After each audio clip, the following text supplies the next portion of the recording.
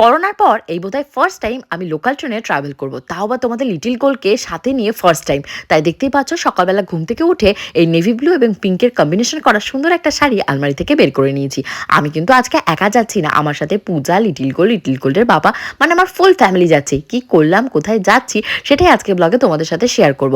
Hello my lovely viewers, আমি Priyanka and welcome to my page Priyanka's time story. কেমন আছো তোমরা সবাই? আমি তো ভীষণ ভালো আছি।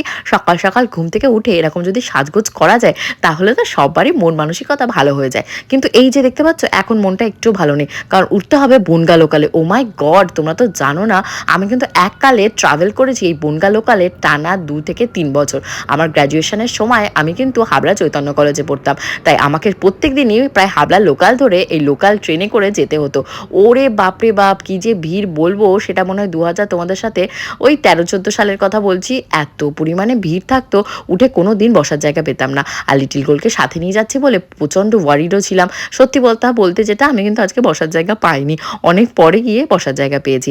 এখন আমরা নেমে পড়েছি মসলন্দপুরে। তোমরা তো অনেকেই এই জায়গাটাকে চেনো। হ্যাঁ, এটা হলো আমার মাসির বাড়ি এবং আমার প্রাইমারি স্কুলিং কিন্তু আমি এখানেই করেছি। একটা সময় এই জায়গাটা আমার ভীষণ আপন ছিল এবং পরিচিত ছিল, কিন্তু আজকের দিন আর সেই আগের দিনের ভেতর অনেক পার্থক্য হয়ে গেছে। এখন অনেক উন্নত হয়ে গেছে। আজকে সেই আমার মাসির বাড়িতে গৃহপ্রবেশ রয়েছে আর গোপাল প্রতিষ্ঠা। দেখতেই পাচ্ছ কি সুন্দর প্রসাদের আয়োজন মাসিরা নিজেরাই করেছে। 100 জনের রান্না মাসি একার হাতেই করে ফেলেছে।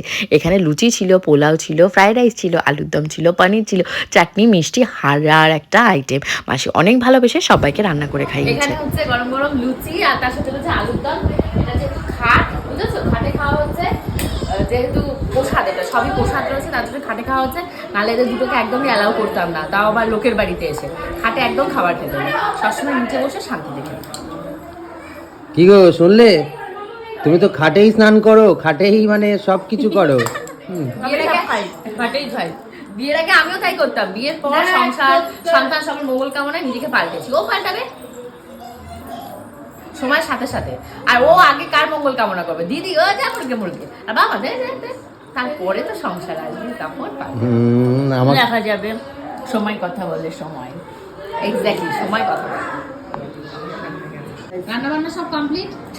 তোর চোখে কি হয়েছে? আমার চোখে আমার মেয়ে পিস্তল দিয়ে গুলি করে দিয়েছে। দেখো কি অবস্থা।